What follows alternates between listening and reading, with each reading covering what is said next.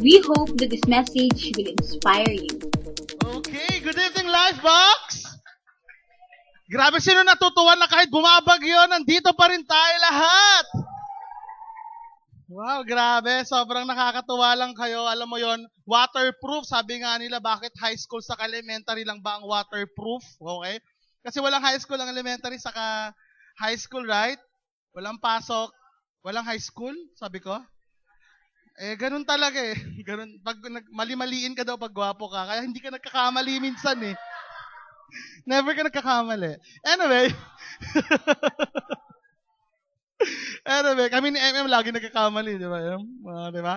So anyway, good evening everyone. I'm so excited for tonight because we will be starting a brand new series called Eat All You Can. Grabe, every week bubusugin namin kayo ng physical na pagkain, and of course, bubusugin din namin kayo ng spiritual na pagkain. Anyway, yesterday we had a great time. Kasama po namin si Pastor Jeng. Nag-preach po siya dito. Pastor Jeng is the Regional Director for Upper Northern Luzon.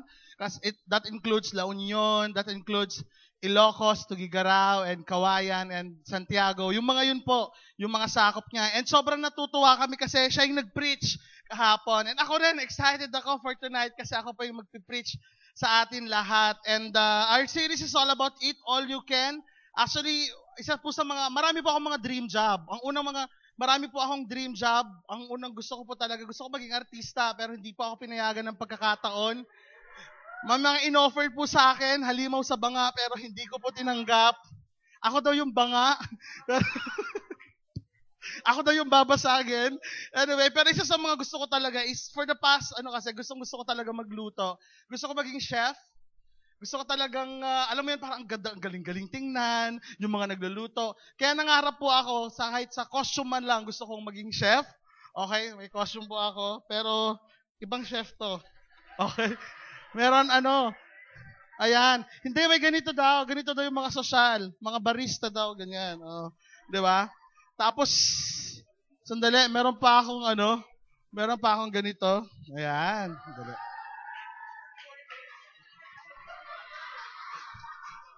Nagmukha na tuloy akong taga Chowking.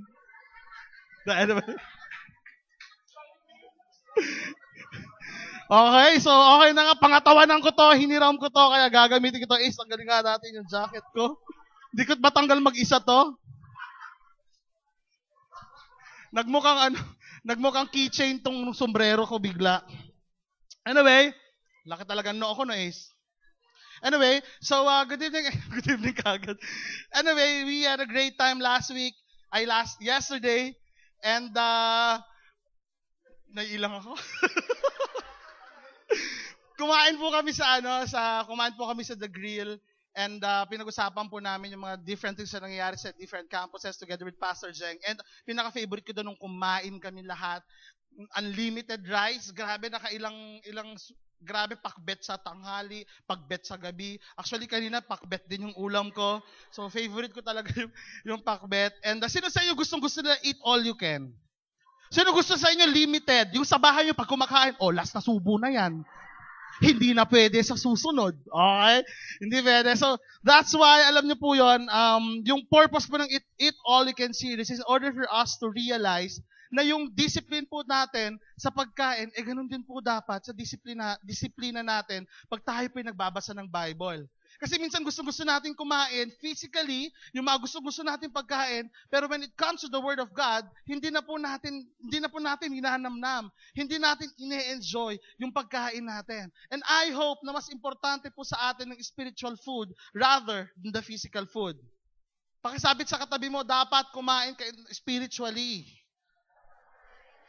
Ayan, hindi po lagi physical. Okay? Hindi po lagi dapat physical yung ating pagkain. So, as we start, why don't we just bow down our heads and let's pray first. Lord, we thank you, God, for this evening. We thank you and we honor you, Father God, for what you are doing to our lives. I pray that you just bless us always, be with us always. And I pray, Lord, that as we study about reading your word, Lord God, I pray that it will penetrate into our hearts, Lord God, so that we will be able to apply it every day. We honor you and we glorify you in Jesus' name. Amen. Okay? Actually, kanina lang, 3 hours ago, I posed the question, in our life box wall, alam naman ako, favorite ko talaga magtanong-tanong. Kung ang tanong ko po, kung ikaw ay isang ulam, anong ulam ka? Okay? Tinanong ko po yon, kung ikaw ay isang ulam, anong ulam ka? And may mga nag-respond po, ang dami. Unahin na po natin, ang unang nag-respond, si Maria Luisa Narag. Ang sabi po niya, pinakbet. Simple mang gulay ang mga sahog, may kanya-kanya naman silang role na ginagampanan para mapasarap ang recipe. Parang ako lang. Simple, pero I know my purpose. Wow! Pakbet, may bagoong. May bagoong. Sabi naman po, ni Harold Bateo. Deads ka, Harold. Yan kasi yung ano mo. Sabi ni Harold, momordika charantia. Kasi bitter yon, pangontra sa mga pasweet. Ayo. Pangontra daw. Sabi naman ni Ruby Ann Tanyeza. Okay? Sabi ni Ruby Ann Tanyeza ay, anong sabi mo, Ruby Ann? Pinakbet kasi nasa yan na ang lahat. Sabi nga. Sisihin niyo si Ruby Ann. Binasa lang eh. Next. Si Christine Miguel. Sabi naman ni Christine Miguel, ako dinengdeng. Kasi para healthy, syempre kung may food na iti-take yung body natin, dapat yung nutritious na para ikabubuti ng body natin. Parang yung words ni God, para ikabubuti ng mind, heart, and spirit natin. Next, sabi naman po ni Arvin Aguilar, sabi niya, papaitan kasi mapait ang aking love life. Ayan. And last but not the least, favorite ko to, sabi ni Kuya Ace ninyo, sabi nga, ifun, pag ibanag. Ifun, ibanag. Tapos pag Ilocano naman, ipon. Alam niyo kung ano ipon? May bagong labas ngayon mga 4S, 5C, ganon. 3G, ipon, 4C, ganon. Bisaya nga, ipon. Tapos, bakit? Sabi kasi alam mo na yon. Okay? Di ba maliliit yung mga yon? So, alam yun na yon. Alam na. Anyway, ako na bigla. Anyway, so same as true. Okay, all of us, we prepare, eat all you can, right? We prefer yung talagang pagkain na unlimited. Yung tipong parang wala nang bukas. We always want yung something that's unlimited. And we don't want something in pouch. Sino sa inyo gusto yung gustong-gusto? Ako pag kumakain ako ng pansit canton, sino sa inyo favorite ang pansit canton? Mga estudyante? Pag Sunday, grocery ng pansit canton. Tapos gastusin ng Monday to Wednesday para Thursday to Friday, pansit canton ng ulam, ihalo sa kanin. Di ba? Yung mga umuoko talaga, mga magasto, mga mayaman every Sunday. Okay? So di ba usually tayo, ayaw natin ng mga something in pouch, yung iisa lang, yung dadalawa lang. Ang gusto natin yung unlimited. Di ba? Gusto natin yung unlimited, yung todo-todo. Wow, gusto nyo yan? Yung mga Japanese food yan mga raw foods yan Okay? Gusto natin something na unlimited. Same as with our spiritual life. Ang gusto lagi natin minsan kasi, di ba, yung mga pouch. Minsan pag tayo nagbabasa ng Bible, yung mga isang verse lang, okay na sa atin, may nabasa tayong verse sa tricycle, okay na sa atin na meron tayong na-receive na text. Gusto natin yung mga pouch, yung mga unti-unti lang. Pero you know what? Sino sa ininiwala na ang word ni Lord unlimited? Ang gusto ni Lord, pag every time na nagbabasa tayo ng Bible, buffet. Gusto niya yung unlimited talaga. Gusto niya yung ine-enjoy natin, hindi yung tingi-tingi. Hindi yung pouch. Hindi yung sachet. Okay? Yung sachet. I get my swelling. Yung sachet. Okay? Hindi yung sachet. Hindi, joke yun. Okay? Alam ba, hindi kayo maniwalang joke yun? Azar. Okay? And the Bible teaches us to value God's Word. Yun po sinasabi sa Bible na ano po dapat yung disiplina natin, ano po dapat yung perception natin every time nagbabasa tayo ng Bible. 1 Peter chapter 2 verses 2 and 3, sabi nga, like newborn babies, crave spiritual milk so that by it you may grow up in your salvation now that you have tasted that the Lord is good. Ang desire po ni Lord para sa atin is mag-crave po tayo sa spiritual food. Mag-crave po tayo sa salita niya, yung gutom na gutom tayo. Yung parang may gusto, subukan niyo na yon, kahit middle ng gabi, kahit mga alanganing mga oras, may mga gusto tayong kainin. Ako may mga times na ang favorite ko talagang food. Okay, yung luto ako ng kanin, tapos yung powder na milk, tapos sugar, tas konting tubig. Favorite ko talaga yon. Or sometimes, yung isa sa mga favorite ko din, yung palabok, tas lalagyan ko siya ng hot sauce. Iyan yung mga favorite ko. Yung, alam mo yung craving na gano'n, parang naglilihi. Sino sa inyo subukan na naglihi? Subukan nyo lang. Subukan nyo lang. Kaya nga, sabi sa inyo, wag mo nang relasyon eh. Anyway, so, di ba tayo usually, meron tayong mga tinatanong natin sa parents natin kung saan ka pinaglihi. Di ba yung mga mama natin, meron something na pinaglilihian tayo. Meron, tanong ako kung saan, ano ba yan? Ano, pogi talaga, no? Nagkakamali. Kung saan kayo pinaglihi, okay? Ikaw, Joshua, saan ka pinaglihi? Bukod sa sama ng loob. Hindi, joke. Joke lang, Joshua. Gagawa pa si Joshua. Joshua, saan ka daw pinaglihi? Mani. Mani. Sa peanuts. Okay, wow, great. Bakit daw? Ay, hindi. Di ba tinatanong yun? Okay, so, okay na. Pinaglihi ka sa mani. Okay. Janina! Saan ka pinaglihi? Kung makatawa. Okay, si Jeff. Saan ka pinaglihi, Janina? Sa balot. Balot? Okay. Usually sabi nila balot? Yung mga balbon daw. Okay. Baka pinaglihi ka sa shell. Okay, shell ng balot. Ikaw, Cynthia, hindi mo alam. Ikaw, saan ka pinaglihi? Dito kahit di mahaba yung mic natin. Sa kambal na saging. Sa? Kambal na saging. Ay, kambal na saging. May kakambal pala siya. Okay. Kamukha rin niya. Lahat tayo, di ba? Yung ganun yung craving ng nanay natin. Ako pinaglihi daw ako sa papaitan, saka sa pansit. I wish sabi sa akin puto eh. Pinaglihi ako sa puto. Pero naglag sa dinuguan, grabe. Grabe. Pati si PJ Pasqua, bigas daw. Natutong.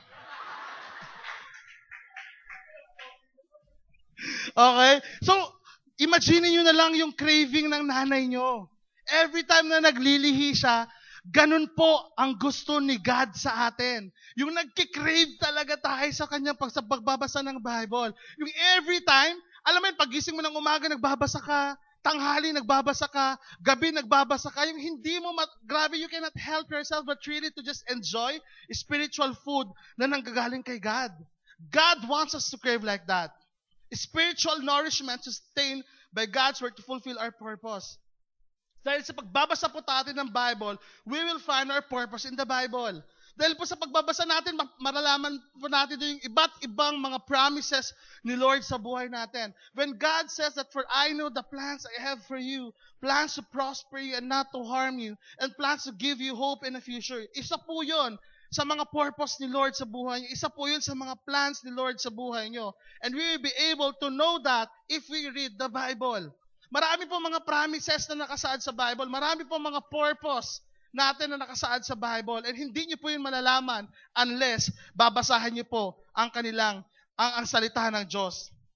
Our body is sustained by food and water, right? Nabubuhay tayo sa pagkain, sa kainumin. Nasubukan niyo lang hindi kumain? Tayo nga lang, breakfast lang, nagrereklamo na tayo. Lunch lang, nagrereklamo na tayo. Dinner, nagrereklamo na tayo. How about our spiritual life?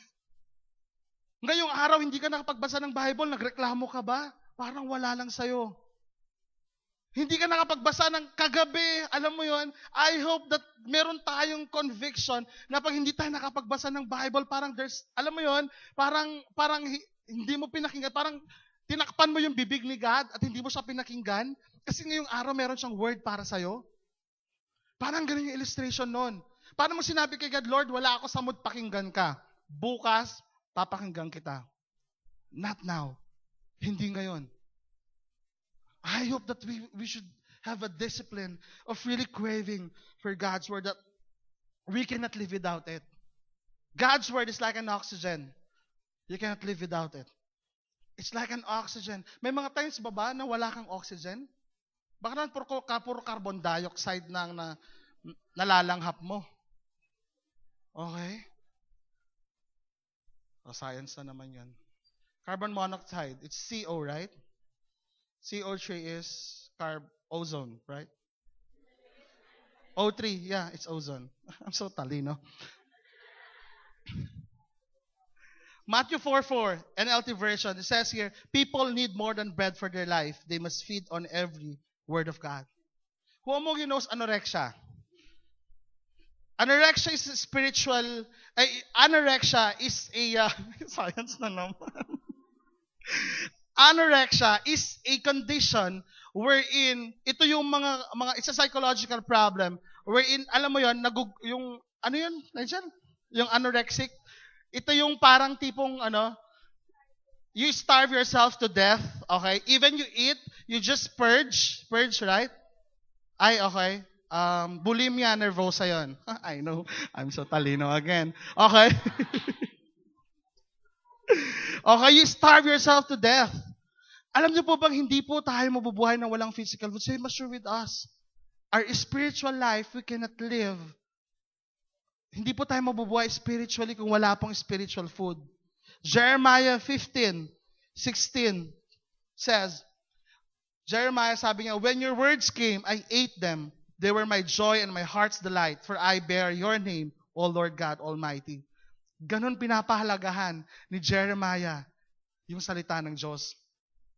In verse 27 to 28 of chapter 36, after the king burned the scroll containing the words that Baruch had written at Jeremiah's dictation, the word of the Lord came to Jeremiah. Take another scroll and write on it all the words that were on the least scroll which Jehoiakim, king of Judah, burned up. Ang sabi ni Jeremiah, I ate your word and they were my joy and my delight. Joy and delight in Jeremiah. While Jehoiakim, he burned the scroll. He burned the Bible. Sino po tayo? Are we Jeremiah or are we Jehoiakim? Are we going to eat yung word ni Lord or are we going to burn yung word ni Lord?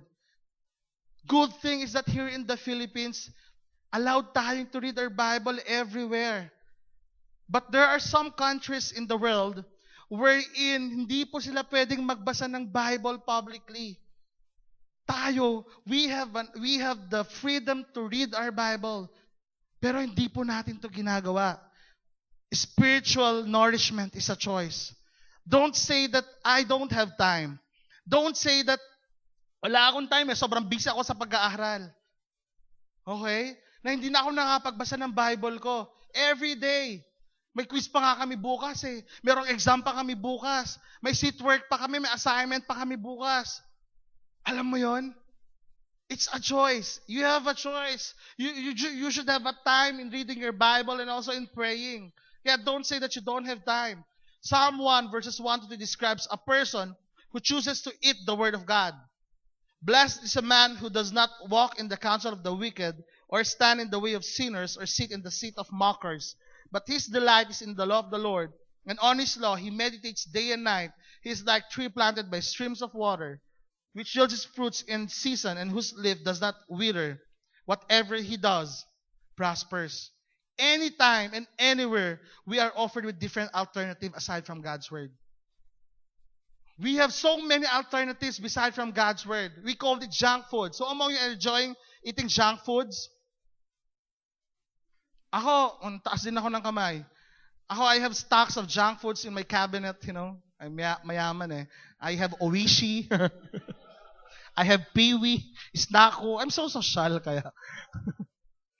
Snacko. Oishi, Okay. Lala. Anyway. I don't eat Lay's, Pringles. Yuck. Anyway, so sometimes, alam mo yon, these alternatives have no nutritional value. May mga junk foods po, kahit po may sangkap Pinoy yan, talagang dinamay ang DOH, there are no nutritional value. Meron siguro pero konti lang. Tayo kasi minsan, we are finding so many alternatives aside from the Bible. Minsan, kumukuha tayo ng nourishment natin from the counsel of the people outside the church. It shapes our thinking. Sometimes, sa culture. Okay? Everyone is doing it. Hindi Bible ang paniniwalaan. Lahat naman na ginagawa na, culture na namin to, ginagawa na namin to. Kaya okay lang gawin. Those are spiritual junk foods. Okay? Sometimes in tradition, we've always done it. Nagawa na namin in the past. Nagawa ko naman ng hindi magbasa ng Bible in the past 10 years of my life. Ngayon pa ba ako magbabasa? Nabuhay naman ako noon. It's part of the culture. And sometimes we have some wrong reasoning. Sometimes we have some wrong emotions. It just feels right. Sometimes iniisip kasi natin, okay lang na hindi magbasa ng Bible kasi okay naman ako emotionally eh. Tapos, kung kailangan naman na natin ng something na kunwari, na-discourage tayo, broken-hearted tayo, or sometimes may need tayo financially, ang nangyayari is that, yung Bible, ginagawa natin for emergency use only.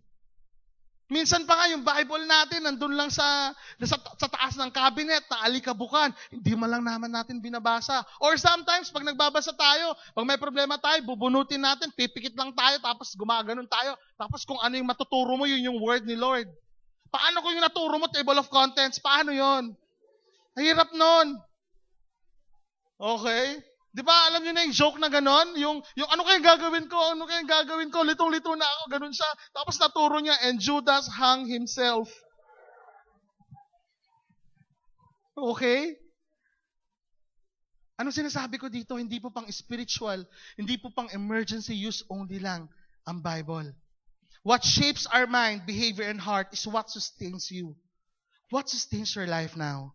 Is it God's wisdom or worldly human wisdom? It says there, blessed is the man who does not walk in the counsel of the wicked, who does not stand in the way of sinners, who does not sit in the seat of mockers. It means that blessed is the one who vomits the alternatives that have no nutritional value and eats the word of God that has eternal value. Di ba tayo, pag may mga ayaw tayong pagkain, sinusuka natin? Ako, I hate onions. Pag may onions yung pagkain, tatanggalin ko yan. Kahit napakaliit na onions yan, tatanggalin ko yan. I hate onions. Pag merong onions yan, isusuka ko. Same as with us. Pag meron tayong nagawa, okay, o meron tayong mga thinking na hindi naaayon sa gustuhan ni God, I hope na sinusuka po natin yon. Kung meron pumapasok po sa isip natin na wala po sa word ni Lord, I hope hindi po natin papansinin yon. Kung merong sinasabi ang mga tao tungkol sa'yo na against sa word ni Lord sa buhay mo, I hope na isusuka po natin yon. Every time na hindi galing sa word ni Lord, I hope hindi po natin papansinin yon. Isusuka natin yon. Parang pagkain din po na pag ayaw natin, isusuka po natin. When something is not pleasing to our mouth, we spit it out. Same as true with us. When something is not pleasing to God's eye, we need to spit it out. Blessed is the man who delights and meditates on the law of the Lord night and day. Ang blessed po, ibig sabihin, not only happy. Okay? Not only happy, there's complete peace. There's fullness of life. There's total well-being. Our blessedness depends on what we are listening to or meditating on in our hearts. We are sustained by what we meditate. Kung ano po yung madalas natin i-meditate, yun po ang magiging tayo. Ano ba yung madalas natin ginagawa? Ano ba yung usual natin minimeditate? Okay? We meditate and delight in the law of the Lord. God's word is reliable. It's living and active. And delighting and meditating involves not just the head, but the heart. When we say that when we meditate and delight ourselves in the Lord, hindi lang po siya sa utak, kundi sa puso rin po siya. Ang question ko, what are the things that you are meditating every night, every day of your life? Because when you do something, when you meditate on something, okay, ito yung magiging ikaw. Yung lagi mong binabasa, lagi mong pinapanood. Anong pinapanood mo na TV? Anong pinapanood mo mga TV shows pala? Okay?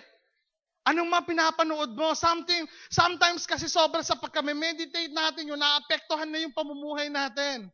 Okay? Ako nung bata ako, sa kapapanood ko ng Power Rangers, pagkatapos namin manood ng Power Rangers, nagpa-Power Rangers kami, naka-white ako, naka-red si ano. Gustong-gusto ko noon, pag Power Rangers, ako hindi si Kimberly si Jason. Okay? Ganon tayo. I hope na ang minimeditate po natin yung word ni Lord. Sometimes yung favorite book natin, imbes Bible ang binabasa natin yung favorite book natin. Proud nga tayo eh. Kunwari may hawak ang Hunger Games, feeling matalino naman, nandyan sa school, pag ganon, pero page 1 pa lang naman ang nababasa. Or sometimes, sa isang ganito kakapal, siguro half day lang, natapos na nila. Pero kung Bible, 1 chapter lang ang hirap pabasahin. Isang book lang sa Bible. Magtanong ka sa kanya ng memorize nga na isang chapter or isang verse lang sa Bible, wala siyang alam. Samantalang linya sa pelikula ng Harry Potter, memorize. Samantalang linya sa mga teleserye, memorize. Samantalang linya sa mga favorite books. I hope na ang mas pagbigyan po natin ng halaga ang pagbabasa ng Bible kaysa yung pagbabasa ng mga kung ano mga pocket books. Ako noon may mga boardmates ako. Alam mo, 30 minutes lang nila yung PHR na manipis. Yung Precious Hearts Romance. Hindi ko pa ini-encourage kayo na magbasa noon. Yung iba doon talagang bastos. Hindi talaga. Sometimes yung Facebook, mas mahaba pa yung time na pagbabasa ng Facebook. Makalalike, makako-comment. Tapos pag magbasa ng Bible, 1 chapter pa lang. Inaantok ako, kuya, pag nagbabasa ako ng Bible eh. Samantalang kung nagpe-Facebook, half day. Kung nagpe-Facebook, madaling araw, online pa din. Kuya, naka-online lang naman talaga ako eh. Okay? Anong mas mahaba? Kung i-total mo, lahat ng time mo, 24 hours, anong mas mahaba? Yung para kay God o yung para sa sarili mo? Kung makapaglaro ka ng Dota, grabe. Siguro kahit overnight, puyatan. Pero kung Bible, paano kung life group, paano kung one-to-one? Walang oras. Samantalang matatapos niya na yung Call of Duty 2, Call of Duty 3, Call of Duty 4, memorize na lahat. Kahit Minesweeper, hindi pinalagpas. Kahit Solitaire, hindi pinalagpas. Okay? It's your delight. It should be our delight to hear what God is telling you. What God is telling to us. God is so excited to talk to you. Sobrang excited si Lord pag kinakausap niya kayo. Kaya dapat tayo din. When we talk to God, dapat excited din tayo. May mga bagay na gusto siyang sabihin sa atin. Pero minsan tinatakpan natin yung bibig niya at hindi natin pinapakinggan yung mga sinasabi niya sa atin. Di ba tayo pag something na merong text, may mga nare-receive tayong text from a special someone, yung love natin, yung crush natin, di ba sinisave natin? Yung mga kung ano yung mga message niya, importante yun sa atin. Kahit who you sinesave. Okay? Kahit good morning, kahit good night sinesave, hindi natin binubura. Bakit? Kasi pinapahalagahan natin yung taong yon. How about the Word of God? How about when we read the Bible? Pinapahalagahan ba natin? Excited ba tayo? Kinikilig ba tayo? Nagbabago ba tayo pag binabasa natin yung Word ni Lord? I hope that when every time we read our Bible, excited tayo and we're looking forward kung ano ang sasabihin ni Lord para sa atin. God's Word are designed to penetrate, wound, remove, heal, and infuse us. Okay? Meditation is spiritually tasting Scripture. It means delighting in it, sensing in its sweetness, thanking and praising God for what you see. Di ba nung bata tayo, pag may mga favorite tayong pagkain, unti-unti natin kinakain. Ako nung bata ako, pag binibilan ako ng Pringles ng tatay ko na ganyan kaliit, half day ko kakainin yon. Dudurugin ko pa para unti-unti. Kasi pag mamayabang ko pa sa mga kasama ko, may Pringles ako. Kayo karaoke lang, bida. Okay? Inuunti ko yun. Ninanamnam ko mabuti. Same as true every time we read our Bible. Pag binabasa natin yung Bible, every sentence ninanamnam natin. Every words ninanamnam natin. Huwag tayo magmadali. Sabi ni Kuya PJ, 1 chapter, tapusin mo. Ano natutunan mo? Wala. Unti-untiin natin. Okay? Unti-untiin natin. It is also spiritually digesting Scripture. Why? We need to apply it, thinking about how it affects us, describes us, and guides us in the most practical way. It is also drawing strength from the scripture. Why? Because binibigyan tayo ng hope, using it to remember baano ka kamahal ni Lord. Kung gaano ka kamahal ni Lord. In verse, sabi dito, He is like a tree planted by streams of water, which yields its fruit in season, and whose leaf does not wither. Whatever He does, prospers. Parang isang halaman daw po na nakatanim sa gilid ng isang ilog, na hindi siya nawawalan ng tubig. If you will delight yourself in the Word of God, hindi ka matutuyo. Hindi ka matutuyuan ng lalamunan. Gaya ko, tubig naman. Okay? Hindi ka matutuyuan. Hindi ka mag-ano. Thanks, bro. Okay? Hindi ka matutuyuan ng lalamunan. Hindi ka matutuyuan. Hindi ka matutuyuan spiritually. Okay? Planted by streams of water, journey's life and satisfied.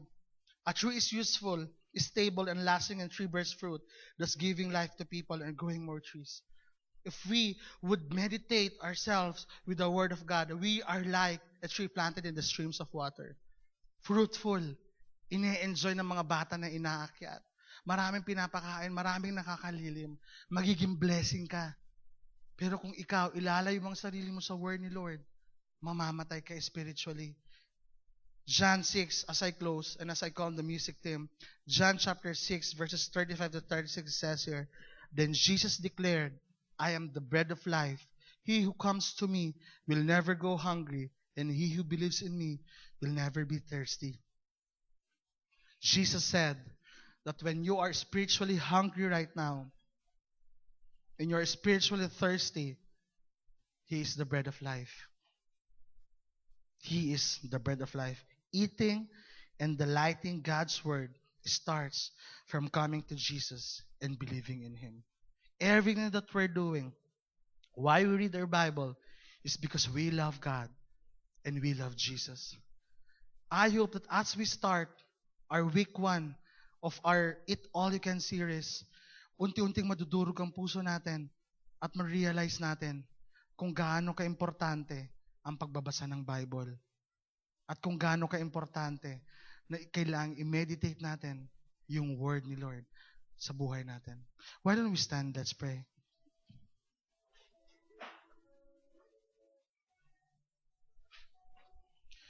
Lord, we thank you, God, for this evening. We thank you, God, and we honor you, Father, for really giving us the opportunity to be encouraged by your Word, Lord. First and foremost, Lord, we thank you, Father, because you created the Bible. Thank you, Father, for letting us realize that the Bible is not just a book, Panginoon. Thank you, Father, that you've given us the opportunity, Father, to read your Word and to be blessed, Lord God. We pray that as our sons and as our daughters, we will give importance, Father God, sa pagbabasa ng Bible. Hindi po namin ipagwawalang bahala. Every day, Lord God, as we wake up in the morning, excited po kami na makausap ka. Excited po kami kung anong sasabihin niyo sa amin. During lunch, during dinner, Lord God. It's part of our life, Father God. We pray that give us that grace. Give us that desire, that intense desire, that craving, Father God. The way na parang yung craving po namin sa pagkain, I hope na yung craving din po namin sa iyong salita ay ganun din po katindi, Panginoon. Kung ano man po, Lord God, ang nakakasagabal sa amin para magbasa ng Bible, Lord, we pray that just be able to help us overcome those weaknesses, Lord God. Busyness of time, Lord God. Even yung mga temptations, God. Even yung mga bagay-bagay na nakakahinder sa amin, Lord, we pray just help us overcome those weaknesses. We want to know you more, God. We want to praise you more. We want to honor you more, Father God. Thank you for reminding us, Lord God, that the more we know you more, the more we will trust on you. I pray, Father God, that through reading your Bible, through reading your scripture, your word, Lord God, we will know you more so that we will trust you more, God. We thank you, we honor you, God, in Jesus' name. Amen.